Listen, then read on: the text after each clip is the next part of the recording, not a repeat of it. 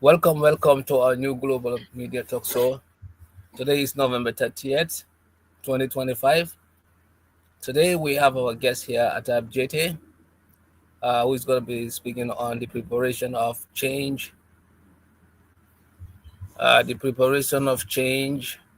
front,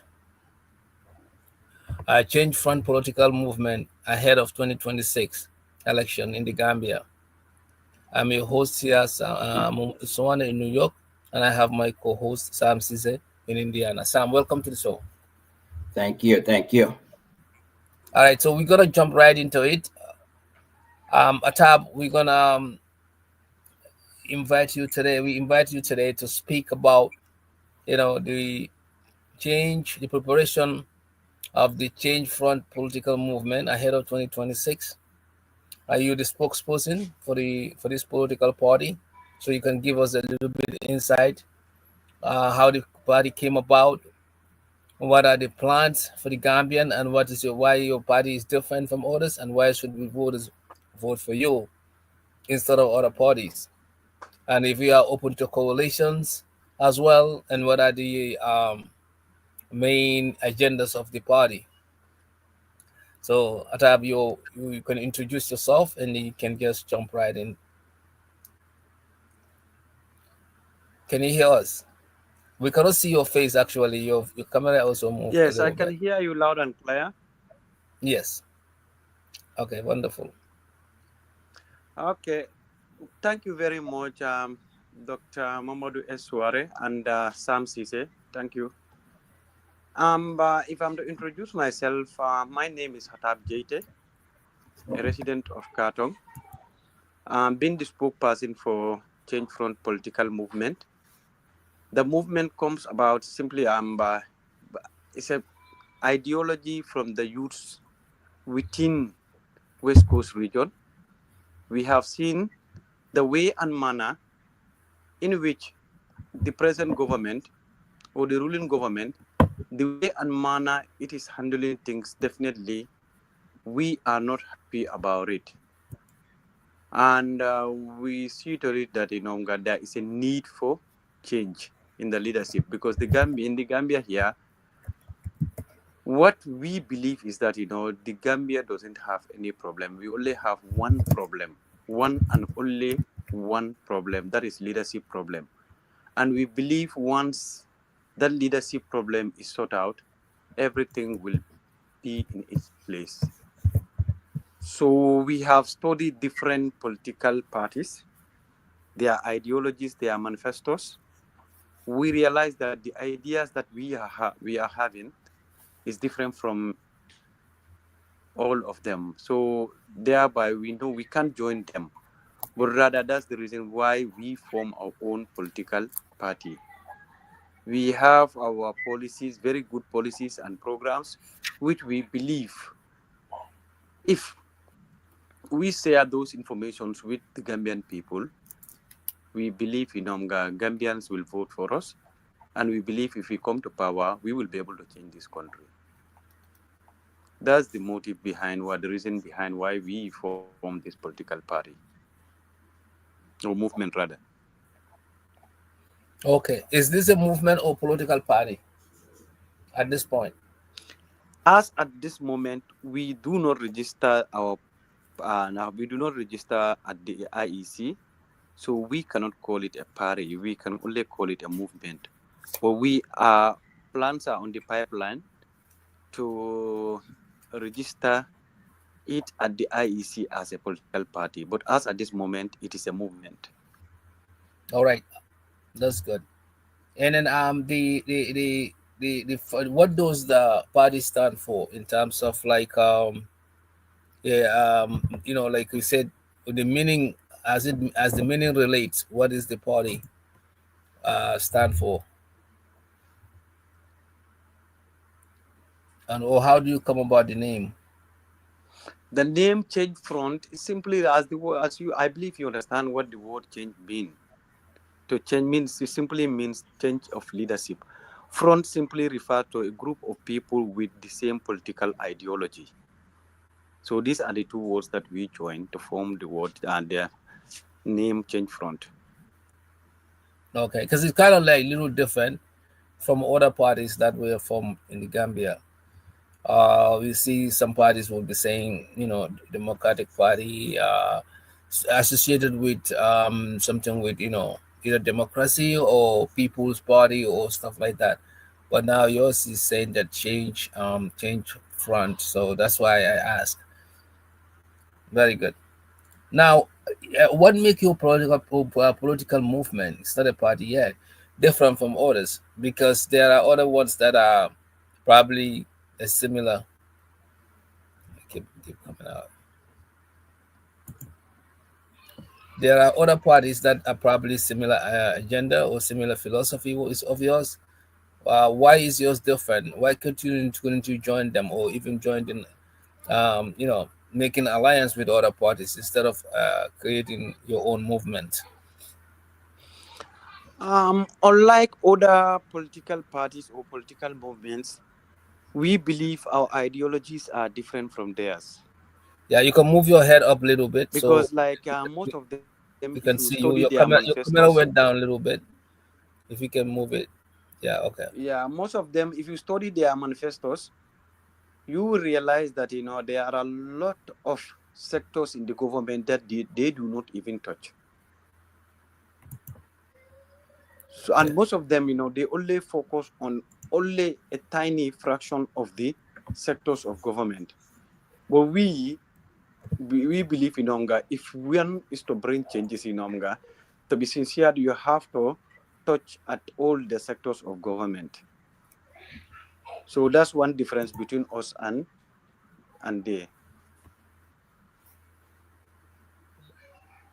okay. And then what other differences that somebody might want to join you guys or the need for you guys to be formed? Pardon? What other differences the need for somebody to join your group instead of joining others or the need for your group to be formed?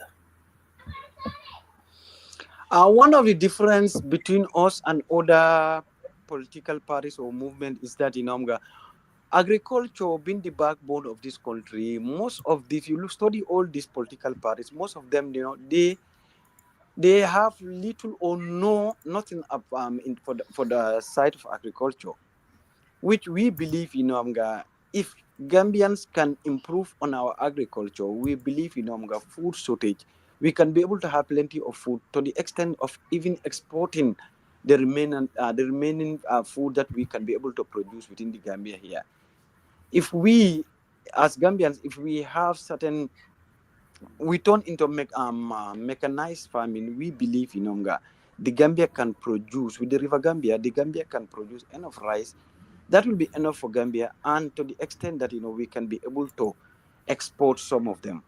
So, but like if you look at the manifestos of all other political parties, starting with the ruling party NPP, coming to UDP and all other political parties, most of them they do not talk about that side at all.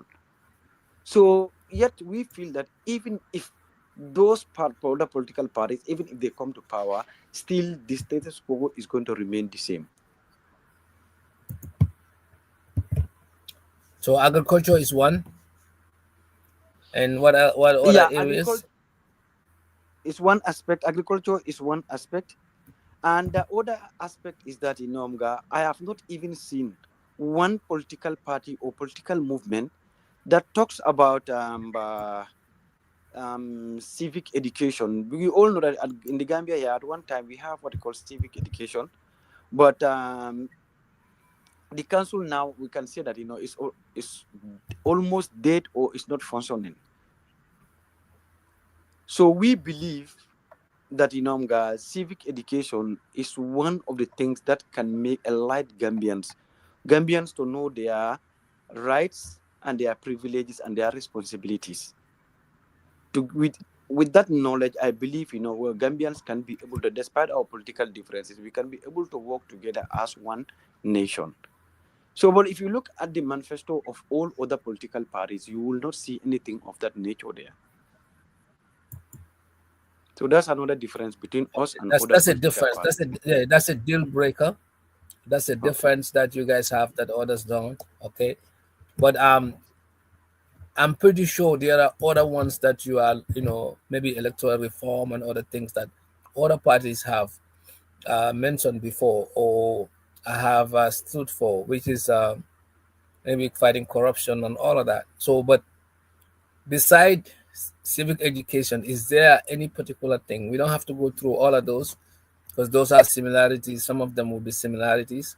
But is there any other one in your mind that you think is unique difference between your party and the other parties? Yeah, one of the main difference between our political movement and other political parties or movement is that we will be more focused on the health sector.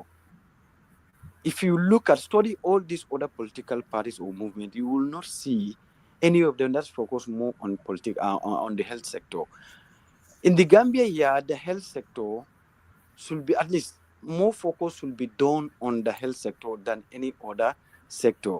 But it's rather unfortunate that the health sector is being ignored by the present government and all other political parties or movements, the oppositions in Omga, none of them is talking about it. And my brother, to be sincere to you people in Omga, every day, whether you know it or not, so many Gambians are dying. So many Gambians are dying simply because we have very, very, very poor healthcare system. So our movement believe if we come to power, we are going to focus on that sector and improve it to the best of our knowledge and ability. Okay. So far, those are the areas of differences, correct? Yeah. Okay. We'll come back to that. Um, Now, give us a little bit synopsis of your party. How did it come to formation, and who is the leader? And then what is your preparation for 2026? Okay. As I said earlier, the Change Front political movement is formed by youths. Most of those youths are residents of West Coast region. As I said earlier, we realize that the way the country is going, or the way the present government is taking this country, where we are heading to, something need to be done. So as a result of that, we come together to form the movement. Yeah, their president or the head of the movement is Suleiman Wan. Suleiman Wan, originally from the Central River region, but is residing in Combo here. Okay. And then what is your preparation for 2026? Yeah, preparations are geared. We cannot, as at this moment, we can't go for campaign, but at least we are doing consultation, which we are almost every day we are doing consultation. Thank God that as at this moment, there is no district in this country, or consequently in this country, where we do not have a coordinator there. Across the length and breadth of this country, we have coordinators everywhere. And I can say, most of them are doing a good job there. So every now and then, at least once in a week, we must be called by some 1 or 2 villages, for us to go there and at least to have a consultation meeting with them. But as at this moment, we cannot do meetings at Bantaba or open places or public places. We can only do it within the confinement of a compound. But every week, there's no week that we will not go for consultation meeting. So we believe the number of people we are attracting with time, we will be able to challenge the sitting government. And probably we can be able to unseat him come 2026, December 2026. That's what everybody says, but we will take it like that. On the government, every political party's aim is that. Now, a consultation, you are 1 year, almost 1 year away from the election. If the consultation is still happening, and then there's no framework for the political party, that means you guys are likely not to be on the ballot because we don't even know if you're gonna meet the requirements in terms of the signatures, in terms of all the other requirements. Since now you are in the consultation phase, so that means you probably might not make it to the ballot box. No, we will. We don't have any doubt about that. We will make it. Simply because the signatures that you are talking about, there is no region here where we will not be able to get 10,000 signatures. There is, as at this moment, there is no region in the Gambia where we will not get 10,000 signatures. Okay, that sounds good. That sounds good. And then finally, before I let my co-host comes in, um, the your political party, like I said, there are maybe 20 something or close to 30 political parties that are in either being formed or are in the process of forming, or movement I might call them, including United Movement for Change, which is UMC. Why is it necessary for you guys to establish your own party while you can join? Yeah, you might have commonalities with these parties, you might have similarities, you might be all youths. Why go ahead and then form another addition to our electoral, give them another things task to do by dealing with another party, while you can merge with some of these parties that you probably have similarities or demographic similarities with. Yeah, we have some similarities with almost all political parties or movements, but there are also differences, and I believe the differences outweigh the similarities. We have a lot of difference. My bro, most of these politicians who are talking, I do not honestly believe that they can be able to transform this government, this country. Because, like, if they are, you listen to them, most of them, they are ignoring key sectors. So you cannot transform a country by ignoring key sectors in government. One damn, let me tell you one thing. That I have never seen any political party or any political movement in this country that is talking about our minerals. That's the mining sector. Nobody is talking about that, and that's one point that's one area in which I can say in Omga almost the level of corruption there is almost 100%. So something need to be done in that sector in order to correct whatever is happening there. The country is losing millions every day, whether you know it or not. Every day, 7 days a week in Omga, that this country is losing so many millions in that sector. And nobody, I've never seen even a single politician talking about it.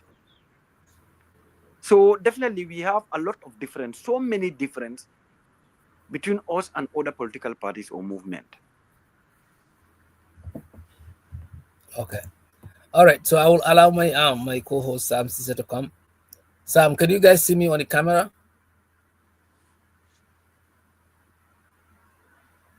Sam. Sam. Yep. I was muted. Sorry, but Yeah. no, I can't see you. Your picture is not up. So yeah, your picture is not up. But Okay. So let me know. I'm gonna play around with it. Let me know when it's up. Okay. Okay. Yeah, but you can go ahead, because I Yeah. noticed that Okay. on the screen. Yeah. Well, first, I want to thank our guests definitely for taking the time to join today's call, talk show. We really appreciate you. We appreciate you and all your efforts. Um, I'm going to dive into this. There are so many, like Dr. Sawaneh was saying, there are so many, not only political parties coming up in the Gambia, but different movements coming as well. Looks like you went down. Can you see? Can you hear me? Yeah, I can hear you. Yeah. Yeah, he's out. Oh, sorry about Oh, that. okay, back. Okay, it's back on. The screen is back on. It's just that your picture is not there, Mr. Sawaneh, but him and I are up. But getting back to business, there are so many political parties in the Gambia, and also small movements are coming up. That's called movements that are coming up that have the same interest in politics. just that they've not registered with IEC yet, so they're called movement. I'm going to say this. Today, if anybody asks anyone, or you ask me, what is the number one problem in the Gambia? Why our country cannot move forward as fast as we should since independence? The number one problem will be corruption. Yes, and the other part that you mentioned, leadership. Yes, leadership is another issue. We don't have the right leadership. We don't always have the right leadership. But then when we talk about that leadership, yeah, now, Mr. Sawaneh, you're on the screen now. I Okay, can see thank you. you. Yeah, I can see you very well now. All right, so leadership is one thing, starting with the president and his cabinet, and going down to the National Assembly. National Assembly, of course, is divided based on political parties and political affiliations and things like that. All of them combined, I call them all the leadership of the country, because they are the people that the general public elected to put in office to rule the country for them, right? So if we don't see what we expect, well, we will blame it on the leaders. We will say we don't have the right leadership. That's why we're not going in the right direction. And don't get me wrong, there are some developments happening, but our developments are not prioritized. We have a lot of things that need to be prioritized before certain things, and that is not happening. And part of that, again, is leadership. Leadership is everything. Leaders have to have certain leadership skills to be able to rule a country. What is your group's focus on corruption? How are you guys going to, what is your plan in handling corruption? Because it's the number one issue that we have, is the number one reason why we are where we are today, instead of being way ahead of the game and compared to other countries that had independence about the same time as Gambia. But they left us all behind. They've all left us behind only because of corruption. Do you guys have plans? And what are your plans, if you do, in handling corruption? Okay, thank you very much, Sam Ceesay. Yep. Yeah, we have so many plans to tackle or fight against corruption. Okay. Even Barrow government, one of the problem with Barrow government is that, everyone, it's an open secret. Everybody knows that there is corruption in every sector of his government. But yet nobody is talking about it. Only few people are talking about corruption in social media. But apart from that, you can walk through the length and breadth of this country, you won't heard about people talking about corruption, which is very, very disheartening. We will fight corruption in so many ways, but one of them is to set an anti-corruption body that will look into the way and manner in which government institutions are run, and to see that everything that is being done by any institution in there is fair and transparency and accountability in whatever we are doing in any of the sectors of this government, of our government rather.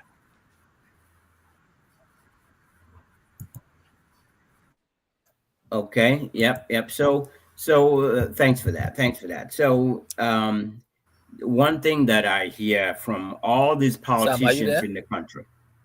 Can you hear me? Yes, I'm getting you. Okay. So one thing I hear from all the politicians in the country, everybody talks about corruption. Yep. But what I have not heard specifically is, how do you handle that corruption?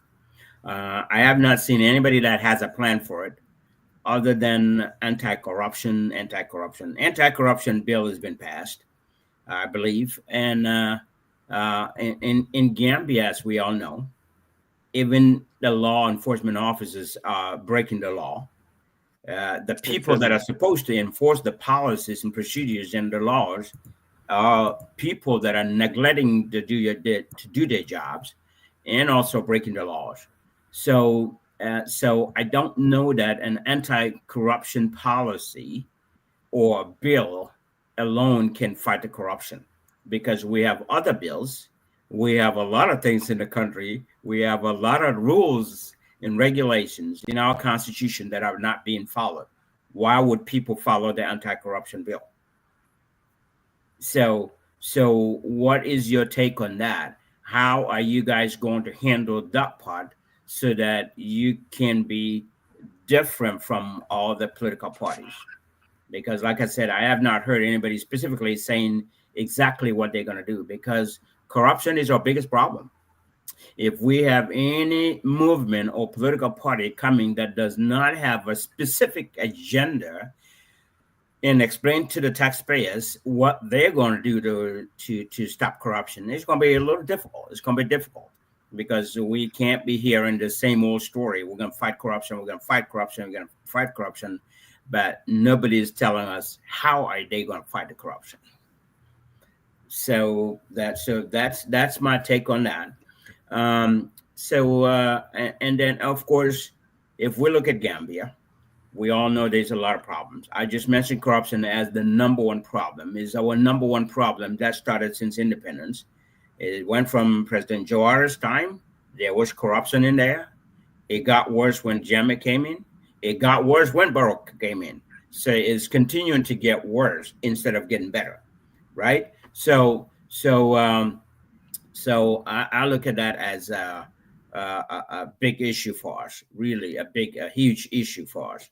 But what about the other sectors like healthcare? Healthcare, what are you guys' plan in handling healthcare in general?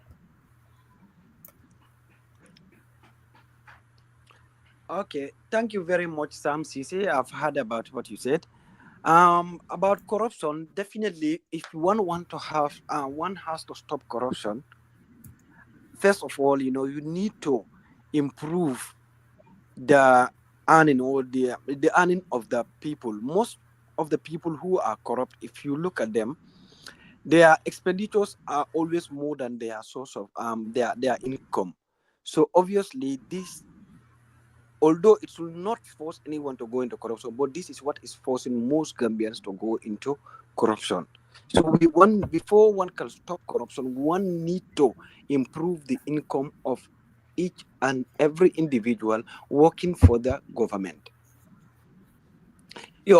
After improving people's income, then strict laws can be made that anyone who is being found wanting for corruption, obviously this and this will be the penalties of such individuals. And it is the responsibility of the government to make sure that such laws are enforced. When we come to power, those are the kind of things that we're going to do.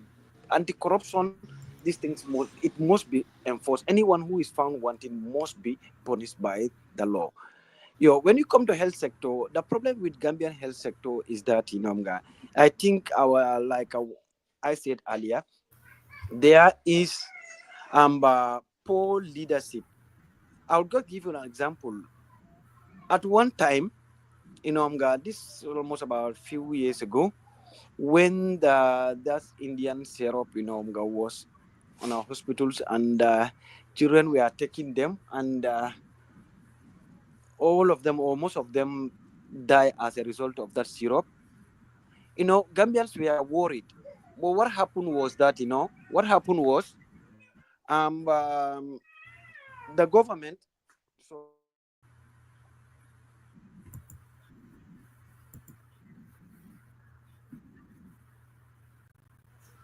sorry. Now, what happened was, the Ministry of Health, the Minister of Health interfered, but he interfered at a time when already so many kids have already died. Over 60 plus children have died already. That was why the ministry interfered. And when the government, the president came, the president was saying that he was thanking the ministry or the minister for interfering, and he, without not even feeling or paying condolence to the families of the babies who has passed away. So In my understanding, the health sector, the leader or the president and the person who is in charge of the health sector does not value the lives of Gambians. Today, if you go to any hospital, there's no Gambian who will go to any Gambian hospital where he or she will be diagnosed. After diagnosis, he will be given all the necessary medicines for to be treated. In the Gambia here, what we know is that if you go to the hospital to just know the disease or the sickness you are suffering from, that's to get diagnosis. Well, the moment you get diagnosed, what happens next is your own responsibility to go to the pharmacy and buy medication for yourself. So where are the medications that are distributed? The medications that are distributed within all the hospitals and health centers within this country. Usually, the health workers will be the very people who will steal those things and then take them to their own pharmacies and resell them and sell them to to their fellow countrymen or Gambians. So those are the kind of things, when we the health sector, those are the kind of things that we will first, when we come to power, those are the kind of things we will first tackle to make sure that any medication that is meant for the public should be used by the public. No one individual should take any medication from the hospital and take it to your personal pharmacy.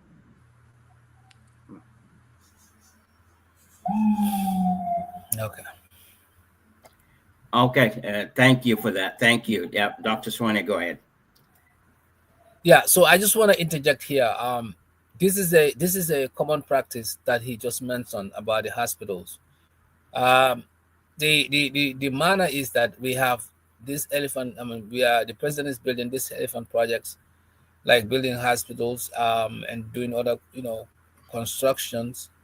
But the fact of the matter is, the operational, the operation, the people who manage those are stealing. That's what he's mentioning. Those products, like the medicines that comes for the general public, has been taken from the hospitals and used by individuals who are managing them.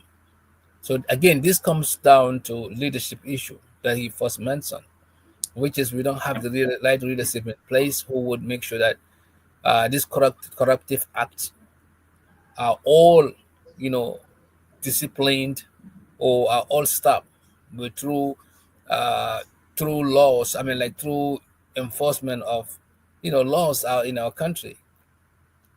So if people You, are going to the hospital and then they're finding out there's no medicine, yeah, you can get diagnosed. That's easy. But if there's no medicine to be given to these poor people who cannot afford it, now what is the point? You go to these individual pharmacies, then now the money you're gonna pay for these medicines will be higher, and then at the end of the day, you might probably be giving your own medicine. That would even make the situation worse.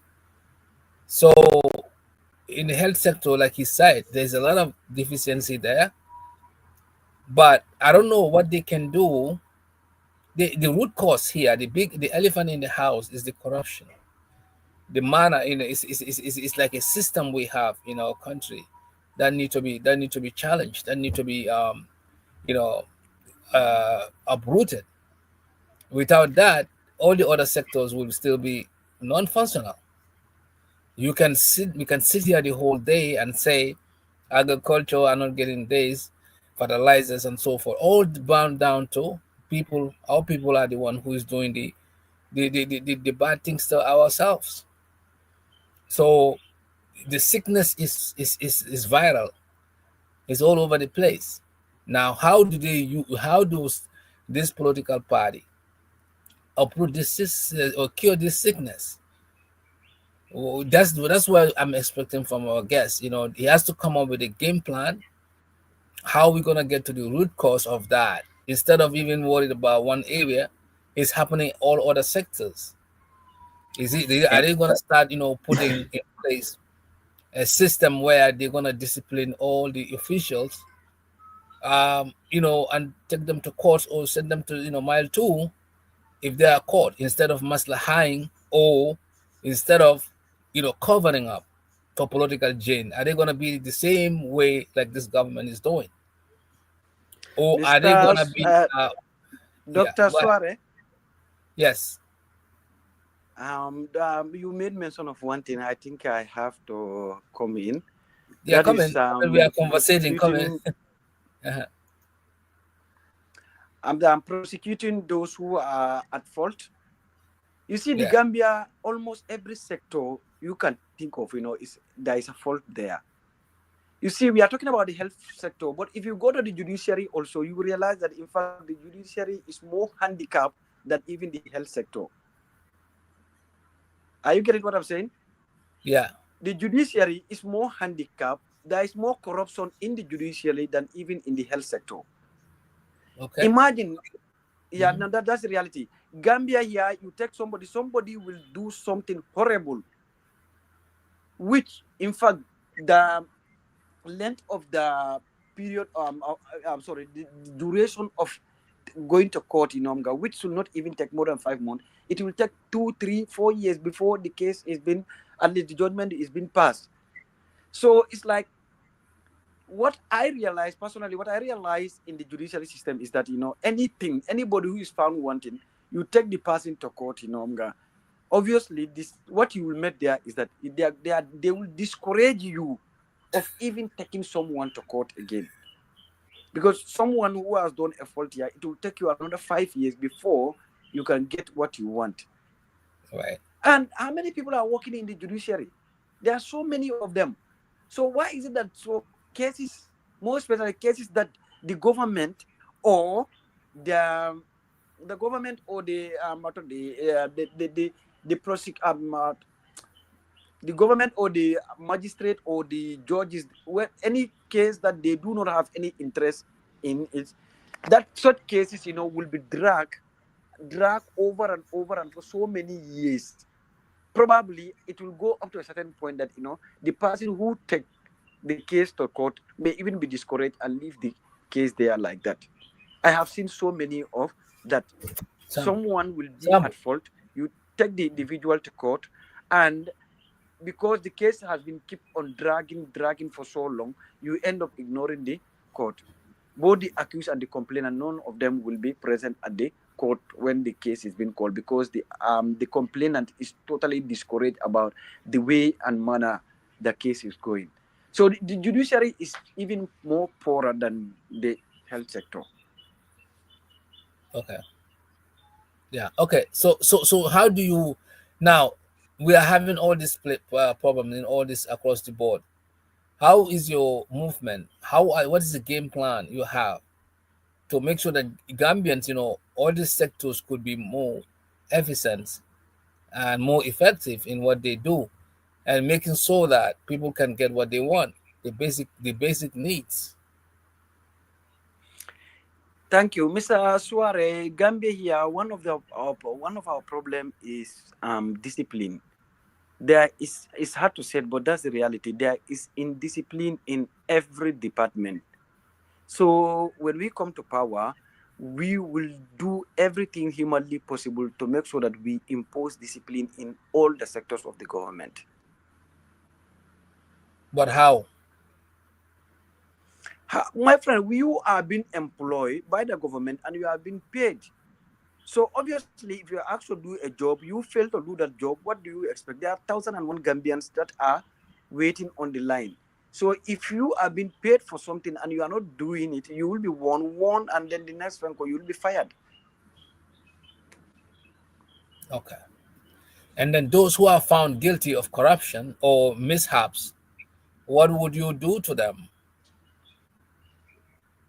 Obviously, they will be prosecuted and then be taken to mile two. If you are found wanted, definitely you have to face the penalty. And then We the will the fight. cover-ups We or will political. fight in discipline when we come into power. Okay. So the cover-ups or trying to make people becoming a people pleaser just for political gain will all disappear in your movement when you guys come to power. Yeah, when we come to power, obviously, if you are to support us, you will support us for the sake of Gambia. You are not going to support us just for what, just to be for us to be letting you do illegal things. It's just sad. It's very, very sad that the other time in Omga, the NPP chairman here for West Coast region, My brother, it's so disappointing if you see the kind of things he is doing and he's getting away with it. This just I just can't believe. He's doing horrible things, unimaginable things. And he's going away with it. Nothing, no punishment is being put on him. The police are afraid of him. The police What are is he afraid of doing? him. What is he doing? Pardon? What exactly is he doing that's illegal? He's doing illegal mining. He's doing illegal mining, and to be sincere, the Nomga mine anything that is being mined in the Gambia does not belong to any particular villages or towns or individuals. It belongs to the whole country. Our minerals found in this country belong to every Gambian. So no single individual, because of your political position, you are illegally mining it. The government is aware of it. The police are aware of it. The court is aware of it. Can you imagine? He has been taken to court. Can you imagine? The DPP is the very one who come and stand for him to be free. So what is happening in this country? Some of the things are just so horrible. Someone doing an illegal act, and the police cannot prosecute him. Individuals take it upon themselves and prosecute him. The DPP come and stand for the one who is doing the legal act, and he free him. And he still continue up to now, as I'm talking to you, he's still doing it. So what kind of government do we have? Sick, I will call it. For that It's to sad. happen, yeah. It's sad. It's sad to see such things happening because no one is above the law. Exactly. Everyone must be treated equally.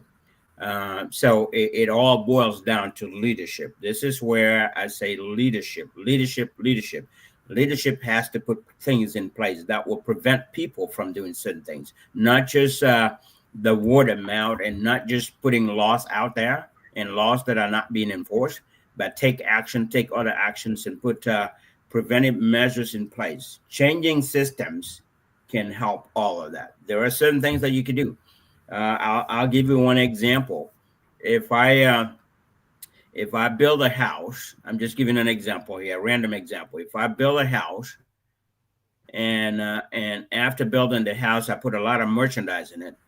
People go in and out, and things are missing out of there, and I don't know who is taking what.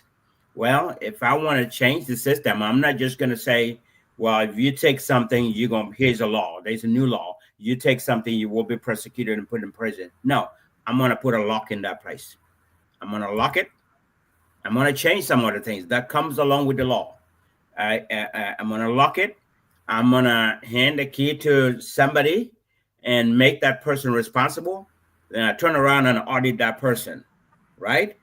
To make sure frequent audit is happening, to see what is missing, when and how is it missing, and then take more preventive actions to close the loophole so that nothing is missing.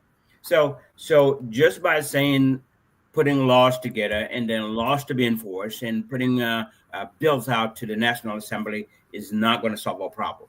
We've got to take some other actions that can solve our problem. But I understand what you're saying is it all boils to leadership. Leaders should know the answer to solving those problems. Yeah, there should be an answer to those problems, or answers to those kinds of problems. And if you ask me, I will say arrest that person because he's breaking the law and go prosecute. Until then, he is banned from so and so and so and so place. Cannot go near. If he gets near that place, he get arrested with no bail, and then they put him behind the bars and wait for his his court decision. So that they've got to take measures against people that are deliberately doing things that are against the law. Because what happens is, if somebody is doing something illegal and you let them get away with it, what are you going to do when somebody else start doing the same thing? Because if you go after that one, now you're not being fair. Why would you let this one go, but then you arrest this other one? So that's why leadership is about consistency. You've got to be consistent. So we need that kind of leadership in all areas. Those who cannot do that, they should be out. Yep, we should just get them out. So, but So anyway, the thank you, so though. the so the question is, could their leadership do that? Yep. Of course, our leadership will do that, and we will not even only do that, my bro. The kind of mismanagement, misuse of public fund in this country is too much. It's too much. Starting with the president. If the president is mismanaging and misusing public fund, what about his subordinates? Yeah, that's a good Look question. at the amount of money. Look at the amount of money that our president is using for independence celebration. Look at the amount of money that our president is using for Meet the People store. In a Yeah, poor country like the Gambia, our health sector is at 0%. Agriculture 0%. Every other sector is at a very poor state. But yet our president will use so many millions for things that are unproductive or has no use for the Gambian people. yeah. So when our government, when we come into power, you don't need to spend 100 million for what 1 day independence. For what? What shall that profit Gambians? Spending over 60 millions on Meet the People store. And in doing so, you transform that Meet the People store, you transform it into a political rally.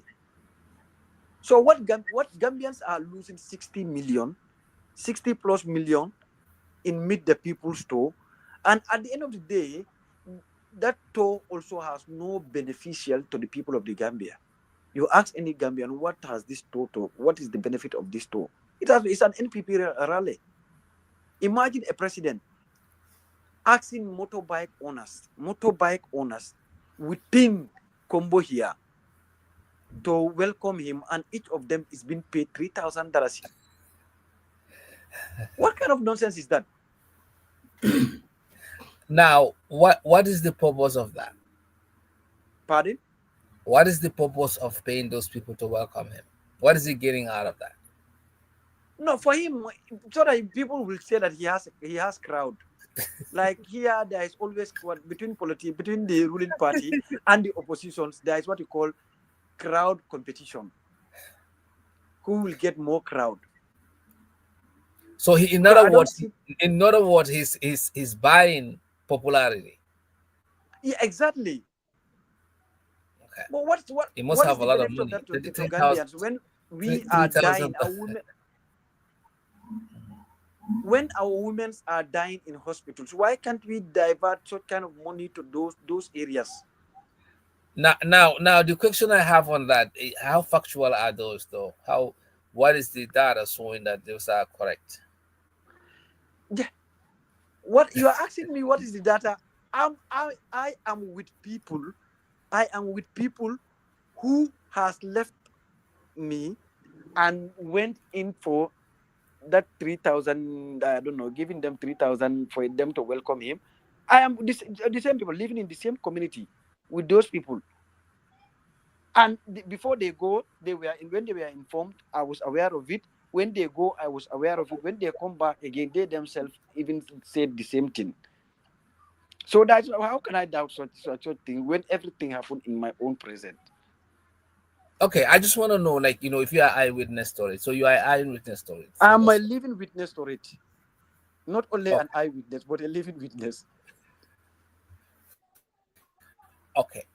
So my one. Thank you. You've really been effective in really going directly, and that's very good. You are going directly to the evidence or to the points that are really concerning our Gambians, and I know people who are on this show would really, really, really, really enjoy what we are talking here. As far as you are identifying a lot of things that need to be fixed.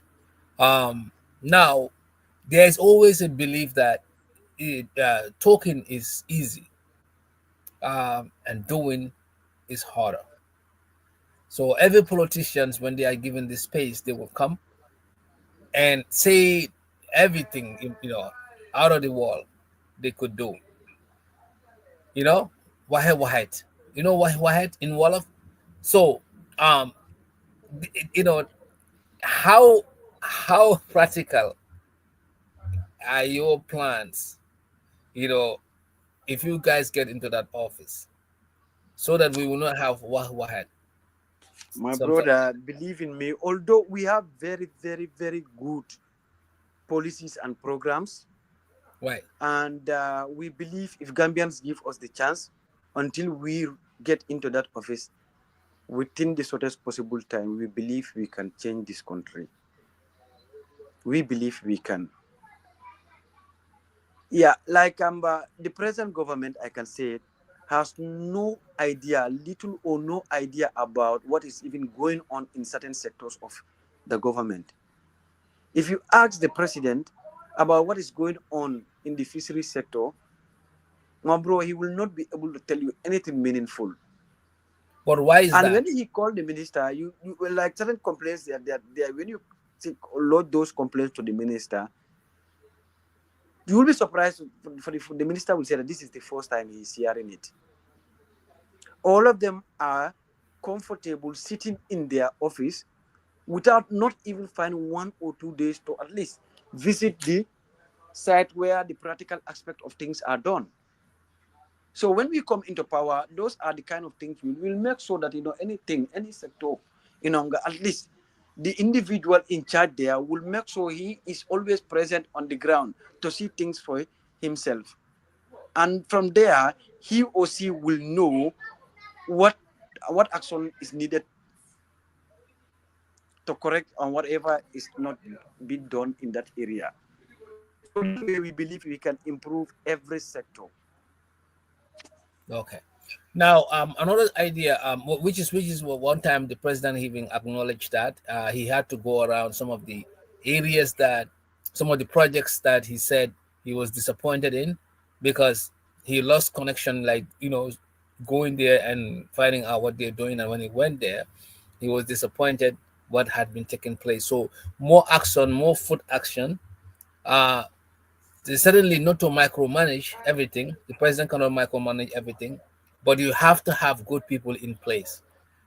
People who can really represent, and people who are efficient, are tested, and they have the integrity to do the works. In other words, to have the right people in the right places. We have seen that this government has not been doing that. Actually, they even moved somebody to, I don't know, defense or somewhere lately, who had no background of that. They move people, or they put people in places that's not even their line of work or line of study. So, in order to either award them for politically, or to compensate them for something. So we have seen the auditor general being want to move to another, I don't know, trade or somewhere ministry, which he didn't even want to take that position because he was more effective as an auditor general. But because the president and his cabinet feels like they will not get what they want when the man, stayed in that position. They rather take him to somewhere that he has no clue. So this misplace of personnel, or putting people in the wrong places, results to some of the ineffectiveness and inefficiency in the way the government works. This is a typical operational protocol that we have seen since Jawara's time and Jammeh's time, and still happening. How do you guys manage that to make sure that you put the most powerful output? How would you do that? And also, how would you go about bringing the right people, the qualified people, on board? Thank you very much, Mr. Dr. Suare. We believe if you are to be given any position, at least you should deserve it. It should not be a position based on. It should be based on merits, but not based on personal connections. In the Gambia here, most of the people who are holding these important positions, most of them do not get into those positions based on merits or their qualifications, but most of them through their connection. That issue of connection is what we're going to break down. Nobody should get any important position in our government, in our government, only because of connection. At least you should have the qualification and the integrity to hold the position. Also, not only your qualification, we before we giving you certain important positions, we need to make a background check of who you are, your past records. All those things are part and parcel of our manifesto. Nobody is going to hold any position without not scrutinizing you to the extent that nobody will question whether you are qualified or not. Every position, individuals will be given positions based on their qualification, their merit, and their integrity. Okay, thank you. I'll let Sam to close us up. But one more thing I would want to say. I know they say that there's a statistically there is a data out there that there's no single party that can win election without coalition in the Gambia. I don't know how solid that data is. But in case that is something that you guys believe, are you looking to do coalition when you guys form your political party? And if you guys are open to coalition, are you also okay if somebody lead that coalition without your leader?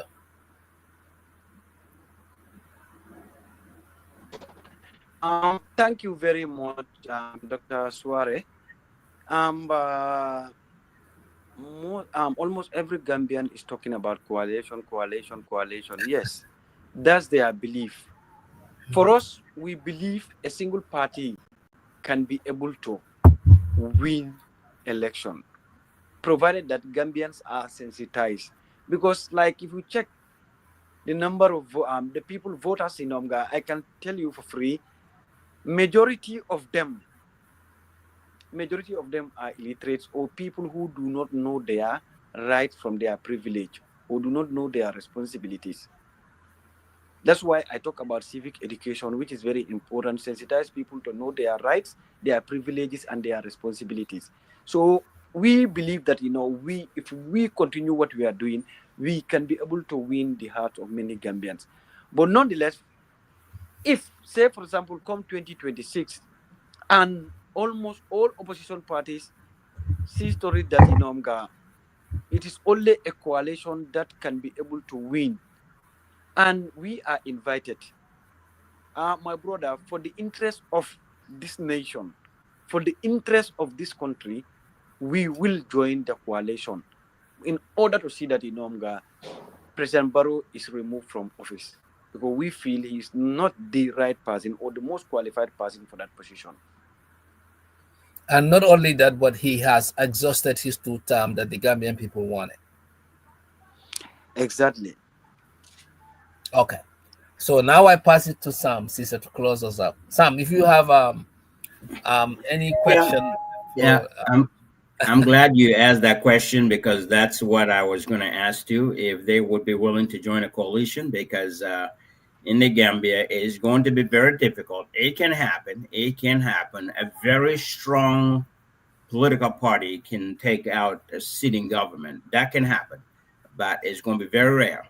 And in the situation that we're in, with all small political parties and groups coming up, it will be best for the interest of the country to have one party to represent the coalition, or not one party, one person represent the coalition, by having all these movements and parties come together and choose a flag bearer. And within that, they could, in choosing a flag bearer, they could really go into a debate, like a presidential debate, or a debate, where they will debate, and then after the debate, then they go to primaries and elect one person that could lead them, and they all follow that person and work side by side with that person until they win. But otherwise, it's gonna be very difficult.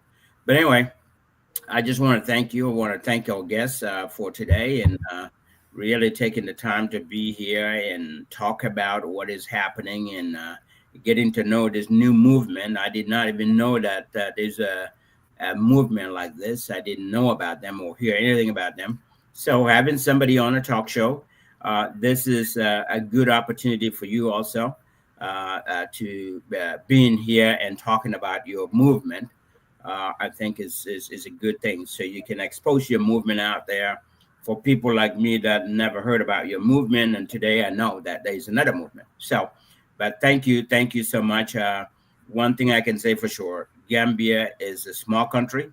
It should be easy to develop if we can control corruption. If we can control corruption with the right leadership, we should be able to move our country forward because we're way behind time and we don't have any more time to waste. We cannot select any leader that's going to come in and just run as business as usual. Gambia has passed that. That is not going to take us anywhere. We want very strong leaders that have the capabilities and the experience and the knowledge to rule a country like Gambia. That's what we're going to need. So, but thank you, and thank you, Dr. Sawaneh, as well. Thank you very Thank much, you, Sam Sam. Ceesay. And thank you. And we're gonna let our guest, the spokesperson, for the change front political movement. Yeah. So to come in, Atab Jaiteh, to sum up the discussion on this talk show. Hatab, your final words.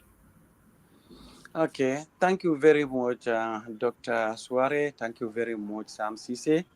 I really appreciate you people for giving me time to come into this platform and try to sell our agendas to Gambian people. Sincerely speaking, I wish every Gambian could see our policies and programs.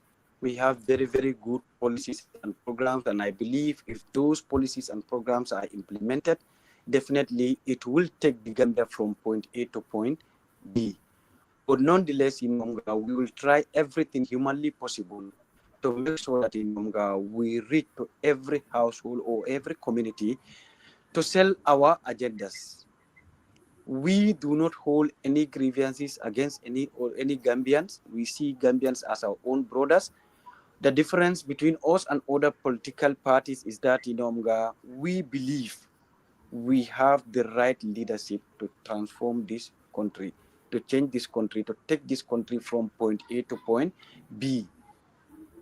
And we believe in Omga, among all the opposition parties or opposition movements, we believe we are the right candidate because of our policies and programs and how we're going to implement them. Sincerely speaking, we believe we are the best. But nonetheless, we will tell this to every Gambian also that in Omga, if there is a need for a grand coalition in which the main aim and objective is to make sure that to unseat President Barrow, our movement is more than willing to join other opposition parties to make sure we remove President Barrow come December 2026. Once again, thank you very much to both of you. Thank you for your time, and definitely we look forward and we wish you all the best in getting out there and then be in the position to win that 2026 upcoming election. So we thank you, and we thank you the whole team, and thanks to our viewers as well. Thank you. Thank you all. Yep, thank you. Thank you, Sam, Tizi, and have a wonderful weekend. Take care, guys.